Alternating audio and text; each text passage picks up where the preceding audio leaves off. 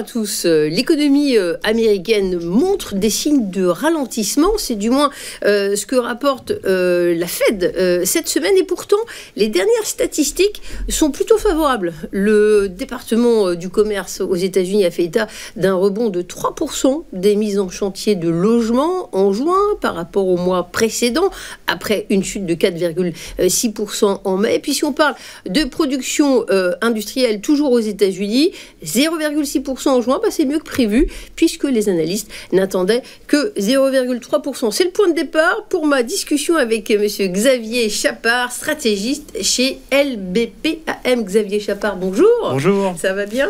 Alors, effectivement, quelle est votre analyse de l'économie américaine avec ces deux éléments contrastés que je viens de citer? Alors, il y avait pas mal d'indications que l'économie américaine ralentissait un peu plus nettement là au deuxième trimestre. C'était les indicateurs de confiance, les fameux ISM qui ont baissé beaucoup. Et puis, on voyait que le marché de l'emploi ralentissait. Par contre, comme vous avez dit, les derniers chiffres de juin sur l'activité, les ventes au détail, la production industrielle sont meilleurs qu'attendus. Donc, au final, on a un peu d'incertitude sur la dynamique. Mais ce qu'on peut dire, c'est que l'économie américaine ralentit un peu cette année, mais qu'elle résiste encore bien. Et donc, on a une croissance encore relativement satisfaisante en milieu d'année, même si on a un ralentissement. D'ailleurs, on va peut-être afficher un petit graphique sur les États-Unis qui reparle de ces ventes de détail. Il faut comprendre que la consommation, ça reste le moteur de la croissance américaine. Tout à fait. Et notamment, l'année dernière, on avait une croissance quasiment au-dessus de 3% en fin d'année dernière aux États-Unis. C'était guidé par le consommateur américain qui continue à dépenser. Et donc là, la question pour le consommateur américain, il a déjà un niveau d'épargne assez bas, contrairement à l'Europe. Donc, il a déjà beaucoup dépensé tout ce qui avait été accumulé pendant le Covid et ses revenus. Et donc, ce qui va vraiment guider la consommation et donc l'économie, c'est le marché de l'emploi. Et donc, c'est pour ça que nous et aussi la Fed, on regarde de très près l'évolution du marché de l'emploi qui ralentit un peu, mais pour l'instant, qui résiste encore. Quelles sont vos prévisions sur les décisions de la Fed à venir ? Alors, nous pensons que la Fed va baisser ses taux en septembre et en décembre, donc 2 baisses de taux d'ici la fin de l'année. Elle n'a pas commencé à baisser ses taux, contrairement à la BCE. On va voir ce que dit la Fed à la réunion de la fin du mois de juillet. Pour l'instant, elle ne s'engage pas sur des baisses de taux à venir, mais elle note quand même qu'il y a un rééquilibrage entre le risque inflationniste et le risque d'emploi. Il ne faut pas oublier que la Fed a un double mandat, emploi et inflation. Donc le ralentissement de l'emploi devrait quand même la pousser, maintenant que les risques inflationnistes sont un peu moins forts, à commencer à baisser les taux. Dans cette semaine, ce qui a été sous le feu des projecteurs, ce sont les enjeux politiques. La campagne pour l'élection présidentielle aux États-Unis bat son plein au cours de la convention républicaine. Hier, Donald Trump, ancien président, a pris la parole. Un discours, je ne sais pas comment vous l'analysez, qui semble se référer au credo qu'on lui connaissait. On connaît maintenant le ticket avec le vice-président J.D. Vance. Bon, un dernier mois très porteur avec, en contrepartie, un président Biden très affaibli. Il a le Covid au moment où on parle. Alors, j'en parle bien sûr, non pas pour parler de maladie, mais pour parler de l'impact des marchés, si c'en a un. Tout à fait, surtout qu'il y avait déjà des questions sur la capacité de Biden à aller jusqu'au bout de la campagne. Et il y a encore des négociations à l'intérieur des démocrates pour savoir s'il faut remplacer le candidat Biden ou pas à cause de ses problèmes de santé avant le Covid. Voilà, c'est surtout ça qui posait question. Parce que ce qu'on a vu depuis un mois quand même, c'est que les chances de victoire de Trump ont beaucoup augmenté. On est passé de moins de 50% à 2 tiers, en gros, selon les paris en ligne. Et puis la tentative d'assassinat a raté, on fait un héros. Ça a énormément soutenu la candidature de Trump. Et puis il y a eu le débat entre Trump et Biden, où Biden est apparu vraiment diminué. Et donc forcément, là aussi, ça a joué en sa faveur. Là, la nouvelle de cette semaine, c'était, comme vous disiez, la nomination du colistier, donc Vance.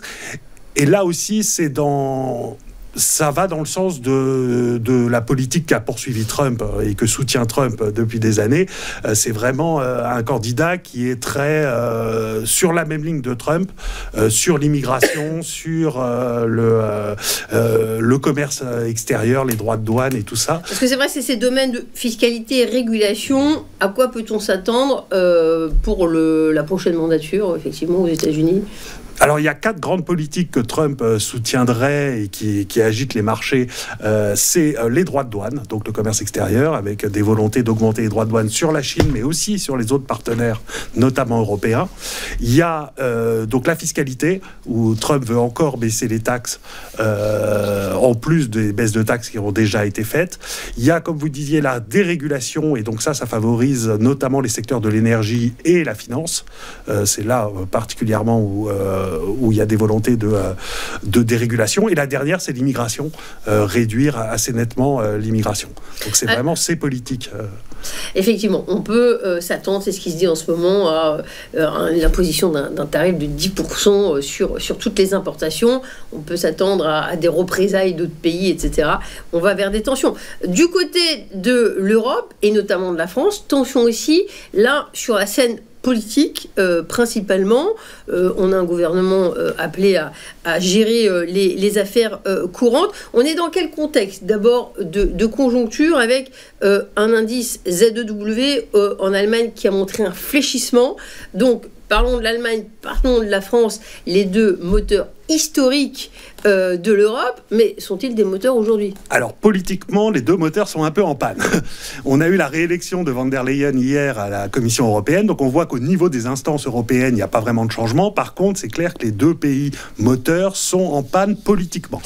La coalition allemande a déjà plus de solidité que celle qui n'arrive pas à se trouver, à se définir en France. C'est vrai, mais comme elle a perdu les élections européennes, d'un point de vue européen, elle a moins de voix. En domestique, elle tient bien et elle arrive à passer son budget 2025 a priori sans problème.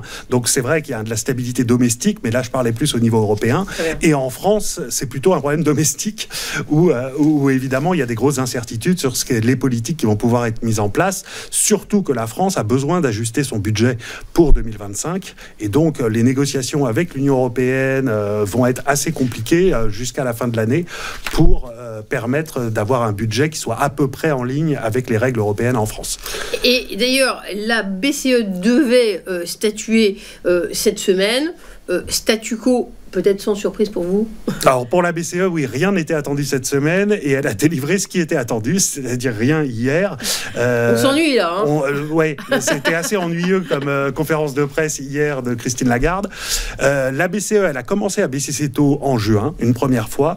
Par contre, elle veut surtout pas que les marchés intègrent de façon certaine une cycle de baisse de taux assez rapide. Donc c'est pour ça que la BCE, pour l'instant, dit on va être dépendante des données, on va prendre nos décisions réunion par réunion. La seule porte ouverte qu'a donnée Christine Lagarde hier, c'est de dire que la réunion de septembre allait être importante et que la BCE aurait plus de données, tout ça, pour prendre une décision en septembre. Elle disait les mots grande ouverte, la porte reste grande ouverte à quoi exactement? Elle ne dit pas, parce qu'elle ne veut pas dire que c'est vers des baisses de taux, mais la lecture de tout le monde, c'est clairement que, sauf grosse surprise, la BCE devrait recommencer à baisser ses taux en septembre. Que montrent les statistiques? On a énormément parlé cette année d'inflation. Faisons un petit point sur l'inflation, ça reste inquiétant? Alors, sur la zone euro, l'inflation, c'est vrai, était un peu plus forte qu'attendue au deuxième trimestre. On a une inflation sous-jacente qui reste à 2,9%, donc c'est quand même un ralentissement par rapport aux 2 dernières années, mais ça reste très au-dessus de la cible de 2% de la BCE, et surtout c'est un peu au-dessus des anticipations de la BCE qu'elle avait publiées en juin, où elle s'attendait à une inflation à 2,7%. Donc on est un peu au-dessus. En fait, le ralentissement a bien lieu, mais il est très lent, notamment parce que les salaires continuent à augmenter assez vite, et parce que l'inflation dans les services domestique, donc vraiment l'inflation qui dure plus, elle met du temps à refluer.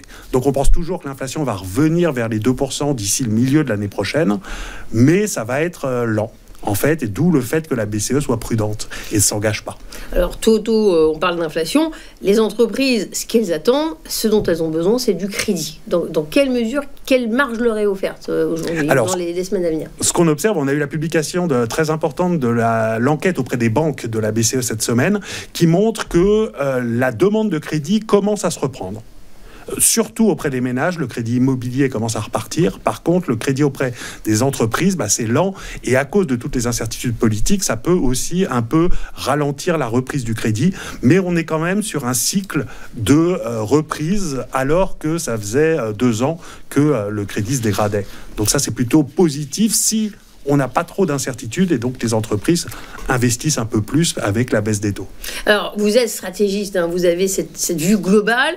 On a dressé les grandes lignes du décor à la fois outre-Atlantique et en Europe. Alors, qu'est-ce qu'on fait ? Quelle stratégie d'investissement selon LBPM ? Alors, la stratégie d'investissement, c'est être très diversifié en termes de classe d'actifs et en termes de zones géographiques. Pourquoi ? Parce que, en gros, on a une toile de fond économique et des fondamentaux pour les entreprises qui s'améliorent graduellement. C'est la reprise de la croissance en zone euro, la baisse de l'inflation et les débuts de baisse de taux des banques centrales. Donc ça, tout ça, c'est plutôt porteur. Le problème étant qu'il y a 2 choses, c'est que le marché a déjà intégré beaucoup de bonnes nouvelles. On l'a vu avec la bourse qui a quand même très bien performé depuis le début de l'année. Donc les attentes sont assez élevées. Et les incertitudes politiques sont élevées. Alors il y a la situation en France, même si on pense que c'est pas de nature à impacter le scénario global. Par contre, c'est surtout les élections américaines d'octobre. Donc jusqu'à octobre, on pense qu'il faut être prudent un peu sur les actions et les actifs les plus risqués, même si à moyen terme, les actions européennes ont un bon potentiel. Eh bien, merci beaucoup, Xavier Chapard, d'avoir fait avec nous ce tour du monde pour comprendre les enjeux financiers qui sont très teintés de connotation politique en ce moment. Le décor est en train de s'éclaircir parce que sur le camp républicain, il n'y a plus tellement de doutes. On connaît maintenant le ticket gagnant qui va aller au combat pour la campagne présidentielle. La question reste ouverte pour Joe Biden. Va-t-il se poursuivre ? Et puis, on a notre présidente de la Commission européenne qui est reconduite. Et sur les taux, on a compris que vous êtes un petit peu ennuyé à écouter et voir les minutes de la BCE, mais la Fed également peut nous réserver des bonnes surprises en septembre, n'est-ce pas ? Merci d'être passé par le plateau de TV Finance. Merci à vous de nous avoir suivis. Bonne journée sur TV Finance.